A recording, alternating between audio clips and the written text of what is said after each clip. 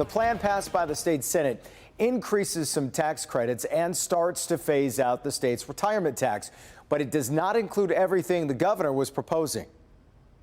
The Lowering My Costs plan is headed to the governor's desk. A key component of the bill increases the working family's tax credit from 6% to 30%.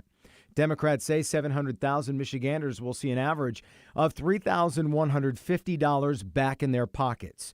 Retirement income taxes are also changing, giving all retirees the maximum deduction, and public employee pensions would not be taxed at all.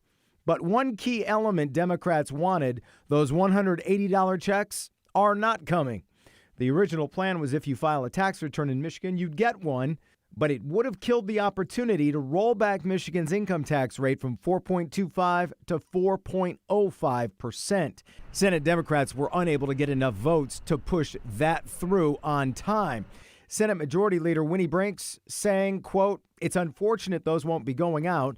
We were hoping we would be able to get Republican support on that, but unfortunately they were unwilling to do so." Last night, GOP Minority Leader Eric Nesbitt telling the Detroit News, quote, "Senate Republicans protected the automatic income tax rollback that is due to millions of Michigan residents who need permanently lowered taxes, not a one-time gimmick that disappears in one trip to the grocery store." We do have a crew headed to Lansing today to get reaction. The governor, by the way, did celebrate the bill in a press release today, but did not say when she plans to sign that bill into law.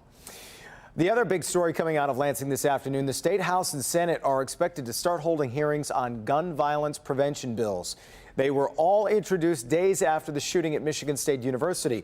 The bills would require universal background checks, create secure storage laws to help keep legal guns out of the hands of kids and teens, and establish red flag laws. That allows the courts to temporarily remove guns from anyone who poses a threat to themselves or to others. A short time ago, we heard from the president of the MSU chapter of Students Demand Action.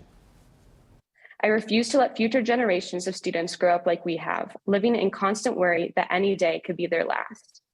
Right now, we have a real opportunity to make meaningful change. Thanks to the tireless work of advocates and voters, the political landscape in Michigan has changed. Republican lawmakers we've spoken with recently say they want to see these bills with a little more detail to them and look forward to conversations that also surround mental health. Former Congressman Fred Upton, a Republican, says he's a strong supporter of the Second Amendment, but is in favor of these bills.